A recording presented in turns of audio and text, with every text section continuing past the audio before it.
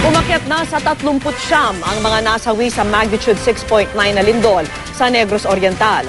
Unti-unti mang bumabangon mula sa kalamidad ang mga residente, maraming lugar pa rin ang humihingi ng tulong, gaya sa isang liblib na sityo na narating ng GMA News. Saksi si Salima Refran. Kaliwat ka ng landslides, mga bitak sa lupa, at mga naglalakihang bato sa daan.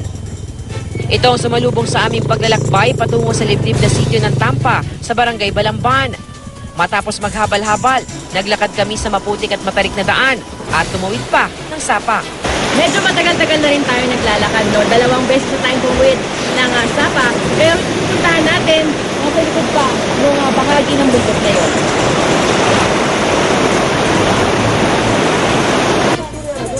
Ang aming pakay, ang naiwang pamilya ni Anastasia Herodias, isa sa 2 nasawi matapos manalasa ang isang rock slide noong Lunes. Kwento ng kanyang anak, wala na raw silang nagawa nang makitang nadaganan na ng malalaking bato ang ina. Murumag ng lukso man, dalagan ko mga 5 kadupa.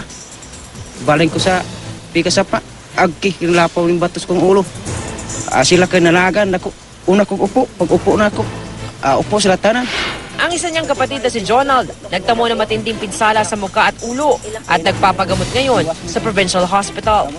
Habang ang isa pang kapatid na si Nelly at ang amang si Leon nasa health center para sa mga tinamuring sugat. Hiling ngayon ni Melvin, Ba, sa hospital, sa lisog na may rekaw, magyoy kuha na mo. May kwarta yung ikakuhan gana, handos. Hindi, sa may kwarta nga magyoy. Magyoy kayo nabang, itong bataan.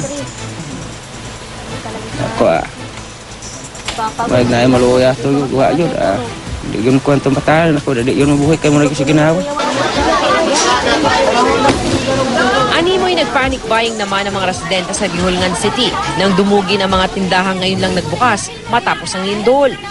Kahit di pa inineklarang ligtas sa mga gusaling apektado ng lindol sa lungsod, nagbukas at nagbenta ng walang tubo ang mga tindahan bilang tulong sa mga kapwa biktima ng lindol. Ang ilan, gaya ni Alma, bumiyahe pa mula sa bayan ng Tinayunan para lang makabili dahil di raw naaabot ng relief goods sa kanilang lugar. Mga pagkain, bigas at saka chicheria. Oo, gano'n marami binili nyo?